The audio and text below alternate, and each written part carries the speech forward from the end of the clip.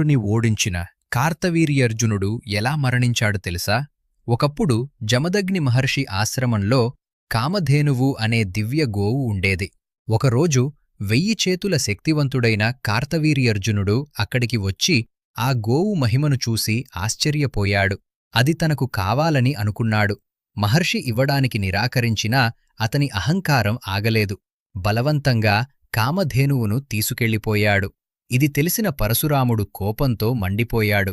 తన తండ్రికి జరిగిన అన్యాయాన్ని సహించలేక వెంటనే యుద్ధానికి వెళ్ళాడు. రావణుడిని సైతం ఓడించిన కార్తవీర్యర్జునుడు యొక్క 1000 చేతుల బలం, మరోవైపు ధర్మానికి కట్టుబడి ఉన్న యోధుడు. యుద్ధం ఘోరంగా జరిగింది. చివరికి పరశురాముడు తన గొడ్డలితో కార్తవీర్యుడిని సంహరించాడు. అహంకారం ఎంత శక్తివంతమైనదైనా ధర్మం ముందు నిలవలేదని ఆ సంఘటన ప్రపంచానికి తెలియజేసింది. రావణుడిని ఓడించిన కార్తవీర్యర్జునుడు ఎలా మరణించాడు తెలుసా?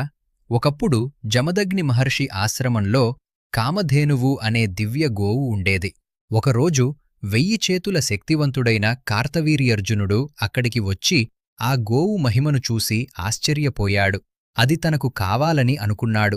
మహర్షి ఇవ్వడానికి నిరాకరించినా అతని అహంకారం ఆగలేదు.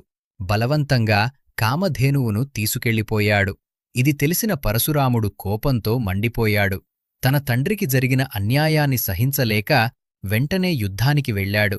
రావణుడిని సైతం ఓడించిన కార్తవీర్యర్జునుడు యొక్క 1000 చేతుల బలం, మరోవైపు ధర్మానికి కట్టుబడి ఉన్న యోధుడు. యుద్ధం ఘోరంగా జరిగింది. చివరికి పరశురాముడు తన గొడ్డలితో కార్తవీర్యుడిని సంహరించాడు. అహంకారం ఎంత శక్తివంతమైనదైనా ధర్మం ముందు నిలవలేదని ఆ సంఘటన ప్రపంచానికి తెలియజేసింది.